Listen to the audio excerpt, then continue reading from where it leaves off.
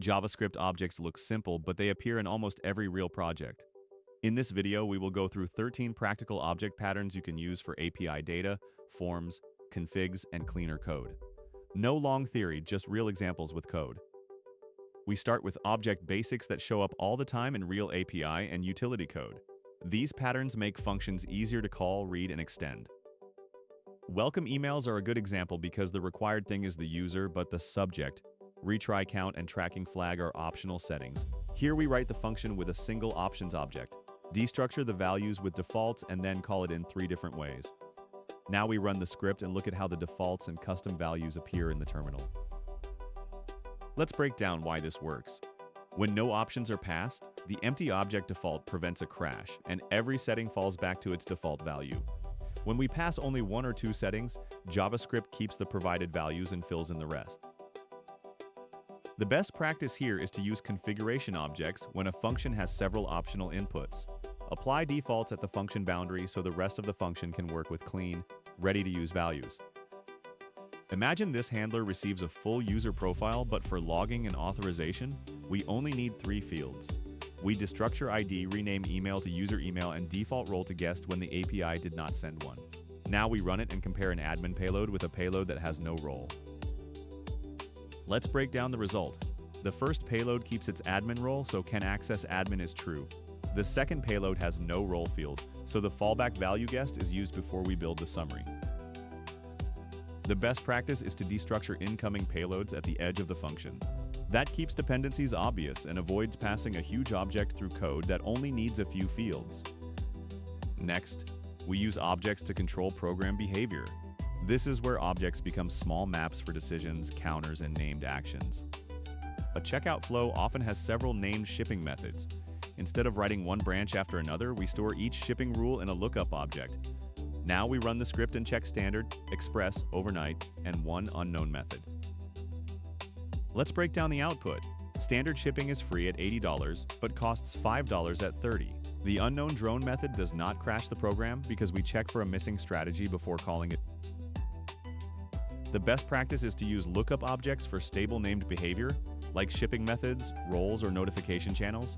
Always handle unknown keys because real input can come from users, APIs, or old clients. Analytics code often creates counters from event names like home, pricing, and checkout. Here we build a key with page underscore plus the page name, then increment that key inside the stats object. Now we run it and inspect the final analytics object. Let's break down why the counts are correct. Home and pricing are tracked twice, so their counters end at 2. Checkout is tracked once, so its counter ends at 1. The best practice is to use computed keys when the dynamic key is part of the domain, not just a random string trick. Keep the key format in one function so page home and similar names stay consistent everywhere. Now we move into safer updates. This section is about changing data in a way that keeps old state available for debugging and predictable UI behavior. Shopping cart state is a classic place where mutation can make debugging harder. We write an update cart item function that copies the existing item with object spread, then replaces quantity and subtotal. Now we run the script and compare the original item, the updated item, and their object identity.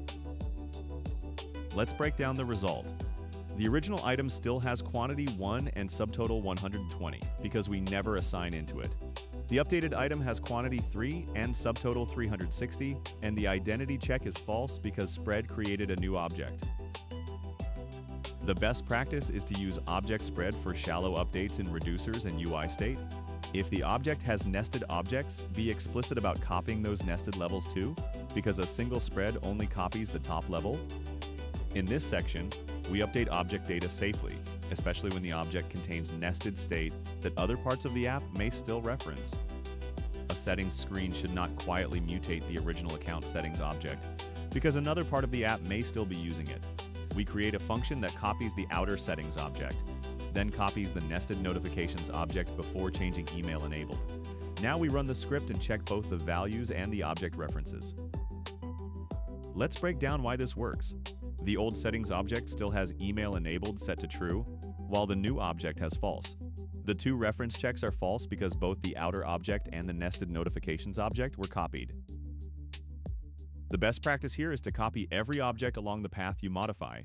Use this pattern when updating nested state in UI apps, API payload builders, reducers, or any place where shared references can cause confusing bugs. Now we protect shared object contracts so constants do not get changed accidentally while the application is running. A payments module usually has status names that should never change at runtime. We create a frozen payment status object, then intentionally try to overwrite one value in strict mode. Now we run it and confirm that JavaScript blocks the mutation. Let's break down the result. Because the object is frozen, paid stays equal to paid, and strict mode turns the bad assignment into a real error. That is useful because silent failures are harder to notice during development. The best practice is to freeze constant maps that define shared contracts like statuses, roles, or event names. Apply it when runtime mutation would be a bug, and remember to freeze nested objects separately if your constant contains deeper structure. This section uses object composition to combine data and behavior in ways that stay easy to read in real project code. A CLI tool usually starts with default formatting settings, then lets users override a few options. We merge default config and user config into a brand new final config object.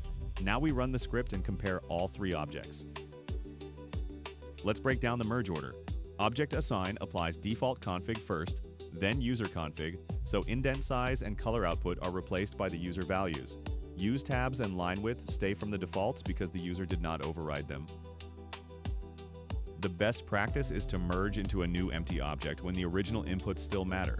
Use this for configuration, request options, component defaults, and any place where callers should not be surprised by mutation. A product catalog often needs the same small operations in several places. Find an item, check stock, and show a label. We group that behavior inside product service using method shorthand, so the methods read like normal object capabilities. Now we run it and check each method through a small demo. Let's break down why this shape works. Find by ID is the base operation, and the other methods reuse it instead of duplicating lookup code. The object is easy to scan because every method belongs to the product catalog responsibility. The best practice is to use service objects for one clear responsibility. Apply this when a small feature has related data access and formatting behavior, but avoid turning one service object into a random collection of unrelated helpers. Finally, we create objects through a controlled setup function, so each new object has consistent data and behavior. A sign-up flow should not repeat user setup logic across controllers, tests, and background jobs. We create a create user factory that validates required fields, applies a default name, and returns methods for activation and display labels. Now, we run the script and watch the active status change. Let's break down what the factory gives us. The caller only passes sign-up data, and the factory handles the rest of the setup. Before activation, the label says inactive, then activate updates the object, and the next label shows active.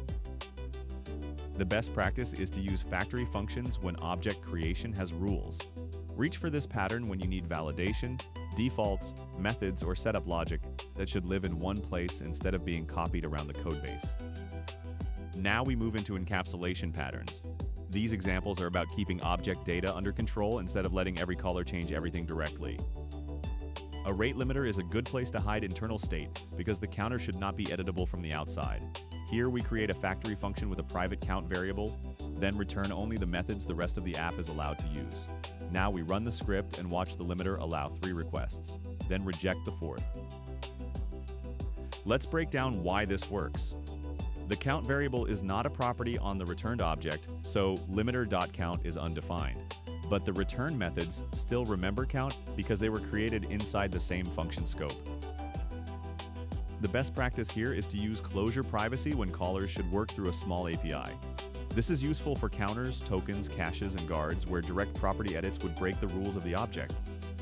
Next, we look at object models and performance. When an app creates many similar objects, shared methods can avoid unnecessary function copies. In a reporting system, we may create thousands of invoice objects, and each one needs to calculate a total. Instead of putting a new function inside every object, we define calculate total as a class method. Now we run it and also compare the method references. Let's break down the important part. The two invoices have different data, but calculate total comes from the same prototype method. That is why the comparison prints true. The best practice here is to use class or prototype methods for behavior that is the same across many objects. Use per instance functions only when that function truly needs private per instance closure state. Finally, we focus on objects that leave your system. At API boundaries, you should choose exactly what gets serialized. When an order leaves our backend, we should not serialize the whole internal object by habit. Here we build a DTO function that copies only public fields and adds a calculated total. Now we stingify that DTO and check the exact payload. Let's break down the result. The original order has internal notes and created by, but the DTO never returns those fields. JSON stringify can only serialize what the DTO gives it, so the API payload stays clean. The best practice here is to create an explicit boundary object every time data leaves your system. This makes the API contract obvious, protects internal fields, and gives you one place to shape calculated values like total. Now you have 13 JavaScript object patterns that are useful in real projects and interviews. If this helped, like the video, subscribe to Dev Level Up, and write in the comments which JavaScript topic you want next.